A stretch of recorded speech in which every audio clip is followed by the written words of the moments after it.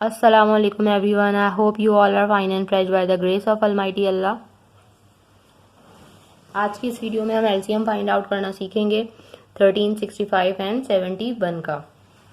तो चलिए जल्दी से बढ़ते हैं अपनी वीडियो की तरफ।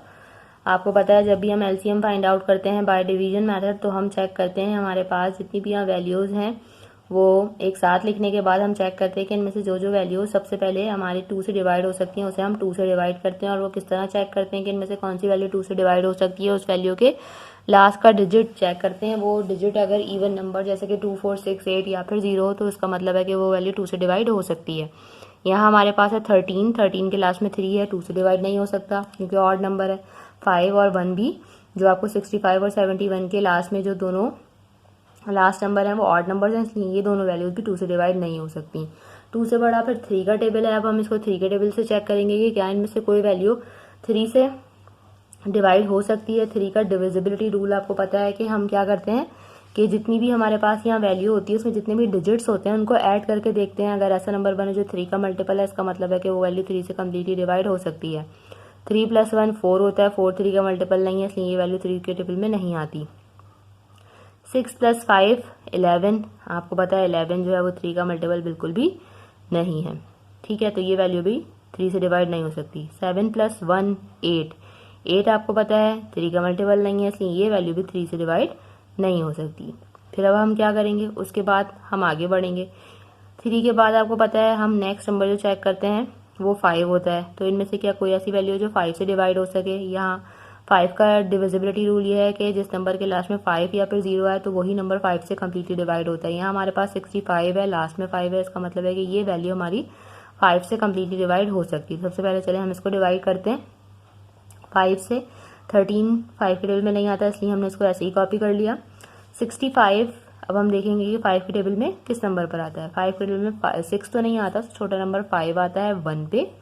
ठीक है, 1 यहाँ जो था जो यहाँ पे 1 रिमाइंडर है वो चला गया 5 के पास और ये बन गया 15।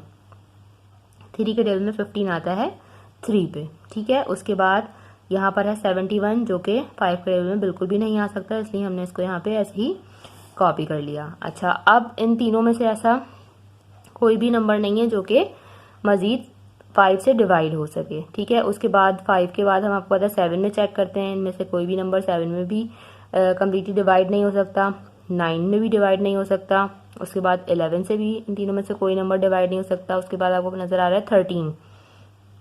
ठीक है, 13 से ये बिल्कुल डिवाइड हो सकते हैं। तो चले हम इन्हें 13 से डिवाइड करते हैं। 13 आपको पता है प्राइम नंबर है। 13 मतलब सिर्फ और सिर्फ 1 के अलावा अपने ही नंबर से कम्प्लीटली डिवाइड हो सकता है।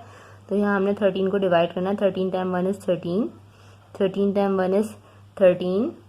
बाद यहाँ पर हमारे पास जो थर्ड वैल्यू है वो है 71। अब 71 13 के टेबल में तो नहीं आता। ठीक है, ऐसे सारे छोटे टेबल्स में भी हम देख चुके हैं कि 71 जो है वो किसी टेबल से कम्प्लीटली डिवाइड नहीं हो सकता।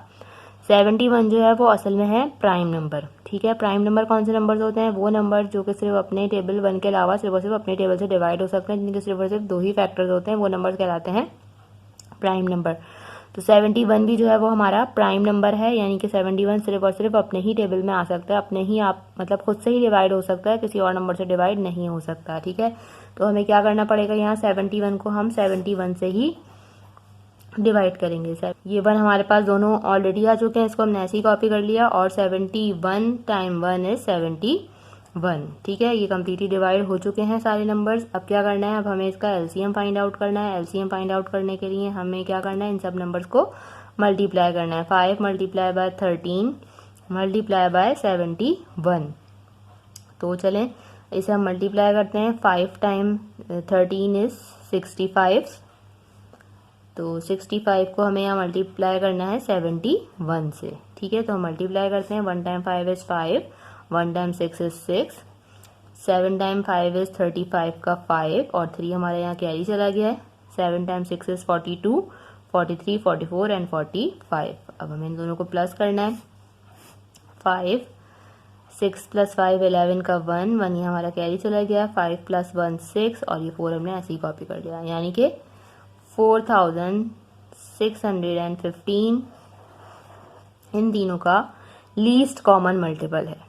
ठीक है, लीस्ट कॉमन मल्टीपल है 1365 एंड 71 का। यानी कि अगर हम इन सबके मल्टीपल्स लिखेंगे तो 4615 पे जाके हमें इन तीनों का जो है वो सबसे छोटा और पहला कॉमन मल्टीपल मिलेगा। आई होप कि वीडियो आपको अच्छे से समझ आई है। अगर ये वीडियो आपको पसंद आई है तो इसे लाइक और शेयर जरूर करें और मेरे चैनल को भी सब्सक्राइब करें। इंशाल्लाह बहुत जल्द मिलती है नेक्स्ट वीडियो में। अपना बहुत ख्याल रखिएगा। अल्लाह हाफिज़।